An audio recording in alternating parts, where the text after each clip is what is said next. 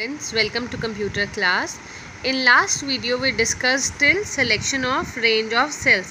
That means if you want to select number of cells together vertically, that means it is the range.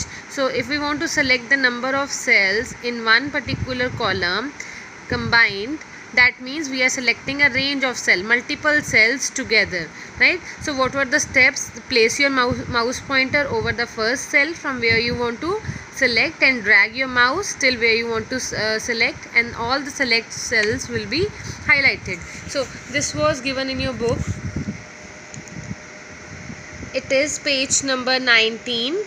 It is showing us that from Rahul till Manoj we have selected the range of cells, that is we have selected the range of names. So we will point our mouse here, we will drag it down till where we want to select. Suppose till Manoj we want to select, so the particular cells will be selected as a range of cells. So the next topic is operators. For operators I am telling you the definition part. Operator means a symbol which is used in formula for calculation. Suppose you are adding two values, so you need a plus operator. If you want to multiply two values, you need a multiply operator, and like this, minus, greater than, less than. These are the types of symbols and these are known as operators. So the main categories of operators are arithmetic, comparison, reference and logical. We will do one by one.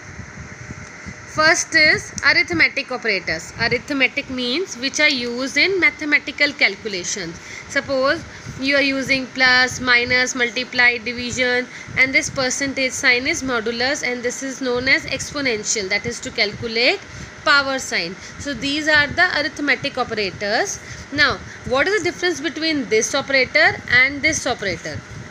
Both the signs are used for division, but this division sign, the slash sign, is used for taking the quotient. I have written one example. Suppose example A is equals to 10 divided by 3.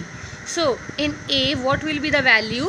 If we will divide 10 by 3, so 3 3s are 9 and the remainder is 1. But the answer will be given to A is 3, because this sign is used to take the quotient part, and the quotient is 3. So this sign is used for taking the quotient in the computers, and this sign, this percentage sign, is used as the remainder sign. This is known as modulus operator.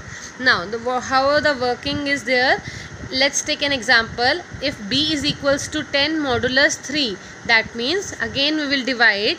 If 3 divides 10, so 3 3s are 9 and the remainder is 1. So the answer for B is now 1, because this sign, this modulus sign, is used to take the value of the remainder.